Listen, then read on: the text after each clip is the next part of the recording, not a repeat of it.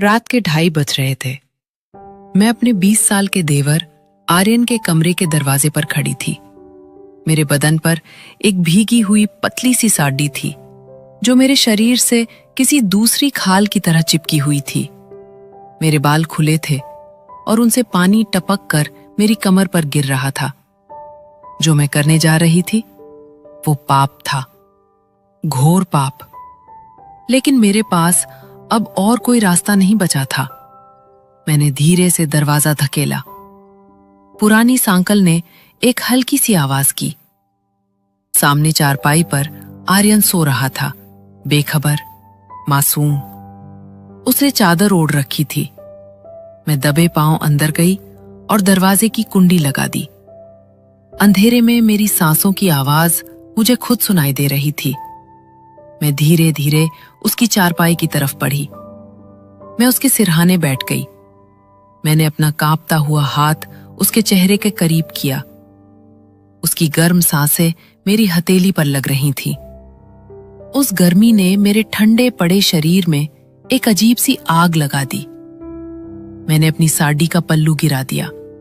आर्यन, मैंने फुसफुसाते हुए उसके माथे पर हाथ रखा। वो हड़बड़ा कर जागा। भाभी, आप? उसने मुझे देखा, मेरी उस हालत को देखा। भीगी हुई साड़ी, खुला बदन और आंखों में एक ऐसी प्यास जो शायद उसने कभी किसी औरत की आंखों में नहीं देखी थी। भाभी, ये क्या, आप इस वक्त? वो पीछे खिसका। मैं उस पर झुक गई। श्श, धीरे बोल आर्यन, कोई सुन लेगा। पर भाभी, ये गलत है। मैंने उसकी बात काटते हुए अपनी उंगली उसके होंठों पर रख दी। आज रात मैं तुम्हारी भाभी नहीं हूं। आज मैं सिर्फ एक औरत हूं, एक प्यासी अकेली औरत जिसे तुम्हारी जरूरत है। मैंने उसका हाथ पकड़कर अपने सीने पर रख लिया। महसूस करो इसे आर्यन, ये दिल कैसे तड़प रहा है तुम्हारे लिए। क्या तुम इसे शांत नहीं करोगे? उसका विरोध पिघलने लगा था। उसकी आंखों में भी अब वो नशा चढ़ने लगा था जो मैं चाहती थी। पर दोस्तों, आप सोच रहे होंगे कि एक विधवा भाभी अपने ही देवर के साथ ऐसा क्यों कर रही है? क्या मैं सचमुच इतनी गिर गई थी? या इस बंद कमरे के पीछे कोई ऐसा राज था जिसे जानने के लिए मैंने अपनी इज्जत का सौदा किया था? इस पाप की शुरुआत जानने के लिए आपको मेरे साथ 3 महीने पीछे चलना होगा। उस दिन जब आर्यन पहली बार इस हवेली की चौखट पर आया था। मेरा नाम सावित्री है। गांव के सबसे बड़े खानदान की बहू थी मैं। पर किस्मत देखिए, शादी के 5 साल बाद ही मेरे पति राघव एक एक्सीडेंट में मुझे छोड़कर चले गए। पीछे रह गई मैं, अकेली, जवान और निस्संतान। मेरे ससुर जी ठाकुर बलदेव सिंह गांव के सरपंच थे, दुनिया के लिए बहुत इज्जतदार। पर घर की 4 दीवारी में वो एक तानाशाह थे। और मेरा जेठ पति का बड़ा भाई, वो तो 1 नंबर का अय्याश था। पति की 13वीं के बाद से ही मुझे अपने जेठ की नजरों में बदलाव दिखने लगा था। वो अक्सर मेरे कमरे के आसपास मंडराता। कभी सहानुभूति के बहाने मेरे कंधे पर हाथ रखता तो कभी घूरता रहता। चिंता मत करो सावित्री, राघव गया तो क्या हुआ, मैं हूं ना, वो कहता। पर उसकी आंखों की चमक मुझे नोच रही होती थी। मुझे समझ आ गया था कि ये लोग मुझे घर से नहीं निकालेंगे, बल्कि मुझे घर की रखैल बनाकर रखेंगे। और अगर मैंने विरोध किया तो ये मुझे किसी के हाथ बेच देंगे, जायदाद हड़पने के लिए। मैं घुट घुट कर जी रही थी। मुझे एक सहारे की जरूरत थी, एक ऐसे मर्द की जो इस घर में मेरे साथ खड़ा हो सके। तभी आर्यन आया। आर्यन मेरे पति के दूर का चचेरा भाई था। शहर में पढ़ाई कर रहा था, पर छुट्टियों में गांव आया था अपनी खेती बाड़ी संभालने। ससुर जी ने उसे हवेली में ही रहने को कहा। जब मैंने पहली बार आर्यन को देखा तो मेरी धड़कनें रुक सी गईं। 20 से 21 साल का वो लड़का, लंबा, गठीला बदन, चेहरे पर वो शहर वाली चमक। और आंखों में एक अजीब सी मासूमियत। वो मुझे देखकर झुका और मेरे पैर छुए। प्रणाम भाभी। मेरे दिमाग में एक ख्याल आया, एक बहुत ही खतरनाक ख्याल। मैंने सोचा, ये लड़का यही मेरी ढाल बन सकता है। अगर मैंने इसे अपने वश में कर लिया, अगर मैंने इसे अपना दीवाना बना लिया, तो ये मेरे लिए दुनिया से लड़ जाएगा। ये मुझे उन गिद्धों से बचा लेगा। हाँ, मेरी सोच स्वार्थी थी, पर एक डूबते हुए इंसान को तिनका भी मिले तो वो उसे पकड़ लेता है, चाहे वो तिनका किसी का दिल ही क्यों ना हो। मैंने फैसला कर लिया, मुझे आर्यन को जीतना था, दिल से नहीं, जिस्म से। क्योंकि जवान लड़कों को बिल का रास्ता जिस्म से होकर ही समझ आता है। मैंने आर्यन पर डोरे डालने शुरू किए, बहुत धीरे धीरे, बहुत संभल कर। आर्यन को सुबह जल्दी उठकर कसरत करने की आदत थी। वो आंगन में दंड बैठक लगाता। मैं रसोई की खिड़की से उसे देखती रहती। उसका पसीने से भीगा हुआ बदन, उसकी उभरती हुई मांसपेशियां। झूठ नहीं बोलूंगी, उसे देखकर मेरे अंदर भी दबी हुई औरत जागने लगी थी। एक दिन वो कसरत करके रसोई में पानी पीने आया। उसने शर्ट नहीं पहनी थी। मैं जानबूझकर उसके पास से गुजरी, इतनी पास से कि मेरी साड़ी का पल्लू उसके गीले बदन को छू गया। वो ठिठक गया। सॉरी भाभी। मैंने मुड़कर उसकी आंखों में देखा। सॉरी क्यों आर्यन, अपने ही तो हो। लाओ पसीना पोंछ दो। मैंने अपना पल्लू उठाया और धीरे धीरे उसके सीने से पसीना पोंछने लगी। मेरा हाथ उसके दिल की धड़कन महसूस कर रहा था। वो बुत बनकर खड़ा रहा। उसकी सांसें तेज हो गई थीं। मैंने उसे वो इशारा दे दिया था जिसकी उसे जरूरत थी। कुछ दिनों बाद मैंने नया पैतरा चला। रात को मैंने आर्यन के कमरे के बाहर आवाज दी, आर्यन, सो गए क्या? वो बाहर आया। नहीं भाभी, कुछ चाहिए? मैंने चेहरे पर दर्द का भाव लाया। वो पंखा साफ करते हुए कमर में मोच आ गई है, बहुत दर्द हो रहा है, बाम लगा दोगे? वो झिझका। मैं? भाभी, मैं काकी को बुला देता हूं। काकी सो गई हैं, क्या भाभी को तड़पता छोड़ दोगे? मैंने उसे इमोशनली फंसाया। वो मान गया। मेरे कमरे में मैंने बिस्तर पर लेटकर अपनी पीठ उघाड़ दी। आर्यन के हाथ कांप रहे थे। जैसे ही उसकी उंगलियां मेरी कमर पर लगी, मेरे मुंह से एक सिसकी निकल गई। थोड़ा और नीचे आर्यन। हाँ, वही। मैं जानबूझकर ऐसी आवाजें निकाल रही थी जो उसे पागल कर दे। मैं महसूस कर सकती थी कि उसके हाथ अब सिर्फ इलाज नहीं कर रहे थे, वो महसूस कर रहे थे। वो भी बहक रहा था। एक दोपहर वो कहीं जाने के लिए तैयार हो रहा था। मैं उसके कमरे में गई। वो शर्ट पहन रहा था। रुको, ये बटन ढीला है, मैंने कहा और उसके बिल्कुल करीब जाकर खड़ी हो गई।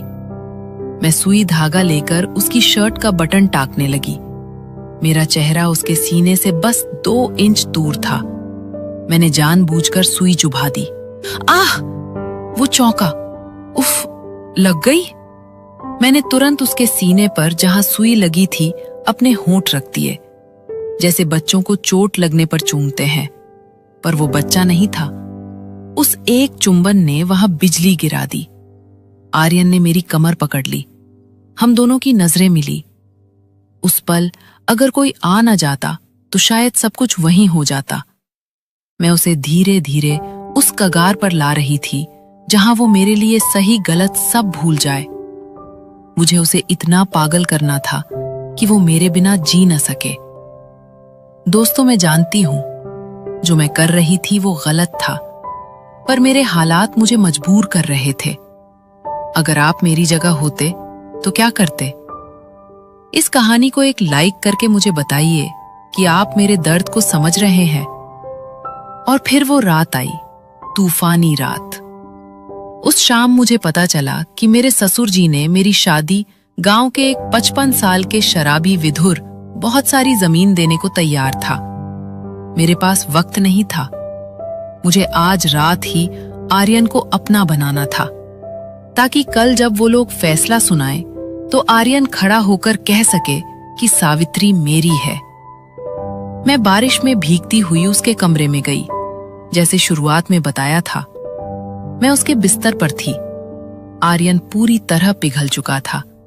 उसका संयम टूट चुका था। उसने मुझे अपनी बाहों में कस लिया। भाभी, मैं आपको बहुत चाहता हूं, वो बड़बड़ाया।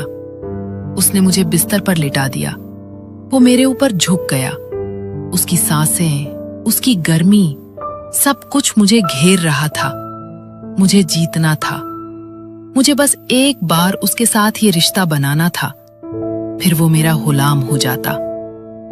उसने मेरा ब्लाउज छूने के लिए हाथ बढ़ाया, लेकिन तभी बिजली कड़की और उस रोशनी में मैंने आर्यन की आंखों में देखा। वहां हवस थी, हाँ थी, पर वहां एक और चीज थी, भरोसा। वो मुझे भाभी कहता था। उसने मुझे अपने भाई की अमानत समझा था। आज मेरी वजह से, मेरे उकसाने की वजह से वो अपनी ही नजरों में गिर रहा था। अचानक मेरा दिल कांप गया। मैं ये क्या कर रही हूं? अपनी जान बचाने के लिए मैं इस मासूम लड़के की आत्मा मार रही हूं। मैं इसे भी उन गिद्धों जैसा बना रही हूं। अगर इसने मेरे साथ संबंध बना भी लिया तो क्या ये मेरी इज्जत करेगा? नहीं, ये मुझे भी उपभोग की वस्तु समझेगा। रुको! मैंने उसे धक्का दिया। क्या हुआ सावित्री? उसने पहली बार मेरा नाम लिया। मैं उठकर बैठ गई। मैंने अपनी साड़ी ठीक की। मैं फूट फूट कर रोने लगी। मुझे माफ कर दो आर्यन, मुझे माफ कर दो। आर्यन हैरान था। भाभी, मैं तुम्हें प्यार नहीं करती आर्यन, मैं तुम्हें इस्तेमाल कर रही थी। मैंने सच उगल दिया। मैंने उसे सब बता दिया। ससुर जी की साजिश, जेठ की गंदी नजर और मेरी मजबूरी। मैंने उसे बताया कि मैं उसे सिर्फ अपनी ढाल बनाने के लिए ये सब नाटक कर रही थी। मैं इतनी डर गई थी आर्यन कि मुझे लगा मेरा जिस्म ही मेरी आखिरी कीमत है। पर मैं तुम्हें नहीं गिरा सकती। तुम मेरे देवर हो। मुझसे गलती हो गई। मैं रोती रन। मुझसे नफरत करेगा। कमरे में सन्नाटा छा गया। सिर्फ बारिश का शोर था। आर्यन उठा। उसने अपनी शर्ट पहनी। वो खिड़की के पास गया और बाहर देखने लगा। मुझे लगा सब खत्म हो गया। अगली सुबह हवेली के हॉल में पंचायत बैठी थी। ससुर जी, जेठ और वो 55 साल का शराबी दूल्हा सब मौजूद थे। सावित्री को बुलाओ, ससुर जी ने हुक्म दिया। मैं घूंघट में बाहर आई। मेरे पैर कांप रहे थे। सावित्री, ससुर जी ने कहा, हमने तेरी भलाई के लिए फैसला किया है। रामलाल जी से तेरी शादी होगी आज ही। जेठ ने गंदी हंसी के साथ कहा, हाँ भाभी, अकेली औरत का घर में रहना ठीक नहीं, लोग बातें बनाते हैं। मैं कुछ बोल नहीं पाई। मेरी जुबान तालू से चिपक गई थी। तभी सीढ़ियों से आवाज आई, ये शादी नहीं होगी। सबने ऊपर देखा। आर्यन नीचे उतर रहा था। उसकी आंखों में आज वो मासूमियत नहीं थी। तू बीच में मत बोल आर्यन, जेठ चिल्लाया। ये हमारे घर का मामला है। आर्यन मेरे पास आकर खड़ा हो गया। उसने मेरे और उन लोगों के बीच एक दीवार बना दी। ये घर का मामला नहीं, ये सौदेबाजी है। आर्यन ने ससुर जी की आंखों में आंखें डालकर कहा, मुझे सब पता है काका। आप जमीन के लिए अपनी बहू को बेच रहे हैं। जुबान संभाल लड़के। ससुर जी खड़े हो गए। आप अपनी नीयत संभालिए। आर्यन दहाड़ा। कल रात भाभी मेरे पास आई थी। सब सन्न रह गए। ससुर जी और जेठ ने एक दूसरे को देखा। मेरी सांस रुक गई। क्या आर्यन सबको बता देगा? वो मेरे पास आई थी।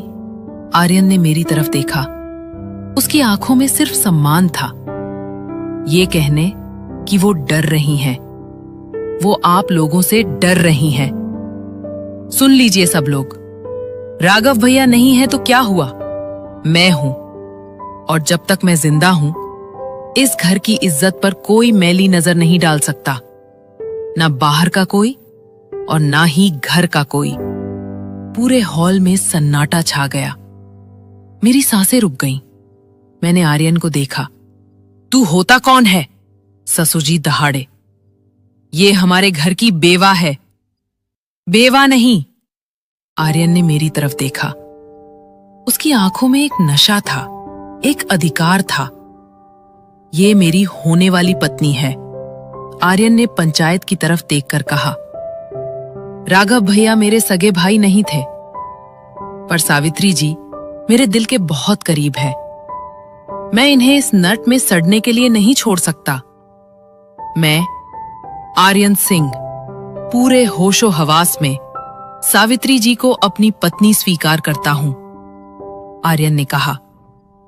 कल रात भाभी मेरे पास आई थी मदद मांगने, क्योंकि आप लोग जानवर बन चुके हैं। अगर किसी ने अब इनके खिलाफ एक शब्द भी बोला तो पुलिस बाद में आएगी, पहले मैं उसका मुंह तोड़ दूंगा। उसने मेरा हाथ खींचा। चलो सावित्री, अब इस घर में हमारा कोई काम नहीं। हमने उसी वक्त उस हवेली की चौखट लांग दी। मैंने पीछे मुड़कर नहीं देखा। आर्यन मुझे लेकर शहर आ गया। शुरुआत में संघर्ष था। आर्यन ने दिन रात मेहनत की, नौकरी ढूंढी और फिर हमने कोर्ट मैरिज कर ली। उस रात हमारी असली सुहागरात थी। हम उस छोटे से कमरे में थे। बाहर बारिश हो रही थी, बिल्कुल उस रात की तरह। आर्यन ने मेरे करीब आकर मुझे बाहों में भरा। उस रात हमारे बीच कोई डर नहीं था, सिर्फ टूट कर चाहने वाला प्यार था। आज 2 साल हो गए हैं। आर्यन की अच्छी नौकरी लग गई है।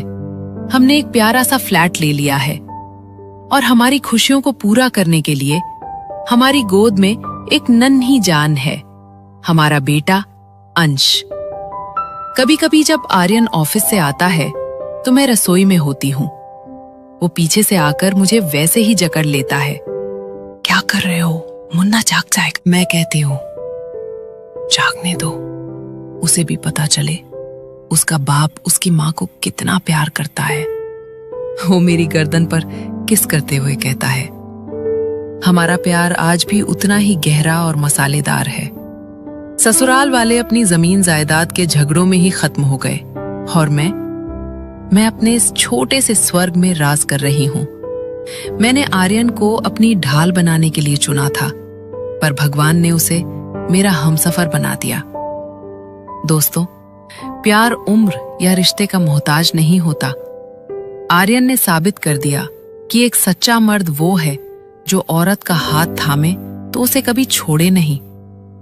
अगर आपको हमारी ये खट्टी मीठी और प्यार भरी दास्तान पसंद आई हो तो वीडियो को लाइक जरूर करें और हमारे इस छोटे से परिवार का हिस्सा बनने के लिए सब्सक्राइब का बटन